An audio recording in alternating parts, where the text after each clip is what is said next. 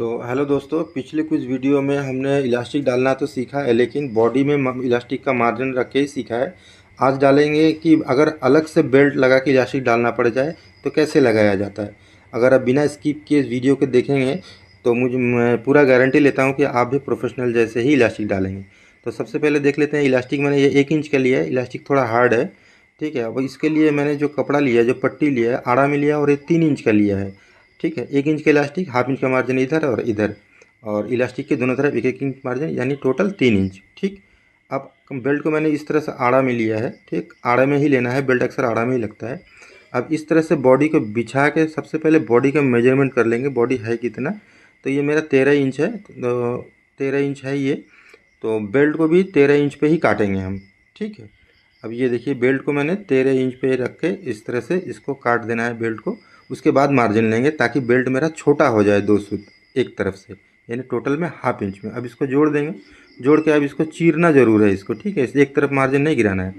इस तरह से चीर के एक बार मिला के देख लेते हैं मेन बॉडी के साथ। तो आप देखेंगे ये 2 सूत छोटा हो गया है। तो दोस्तों, अगर बड़ा साइज़ हो तो आप हाफ इंच एक तरफ से छोटा बिल्कुल ज़रूर करना है और खींच के लगाना है बेल्ट को, ठीक है। अब देखिए, इसको जॉइंट को मिला के इस तरह से कट मिला के इसको बैलेंस कर लेंगे।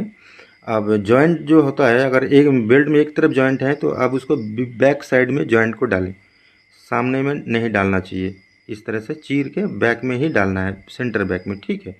अब इसको देखिए, मैं बेल्ट को खींच रहा हूँ हल्का सा, इस तरह से खींचते हुए चलते चले जाना है पूरे बेल्ट में, ठीक है। दोस्तों, अगर आप इसको सही से अगर देख के समझ गए तो आप समझ लीजिए कि आप एक बेहतरीन इलास्टिक लगा सकते हैं कोई भी पीस में, ठीक है।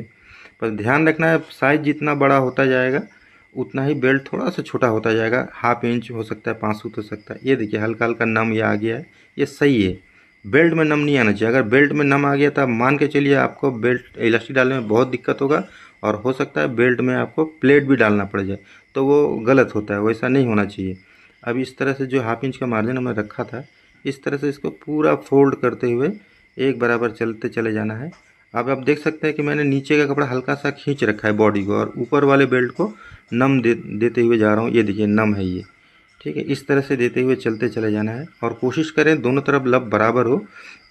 वो एक प्रोफेशनल की निशानी होती है, प्रोफेशनल काम करने की। तो इसी तरह से लगाएं तो सुंदर लगेगा देखने में ये।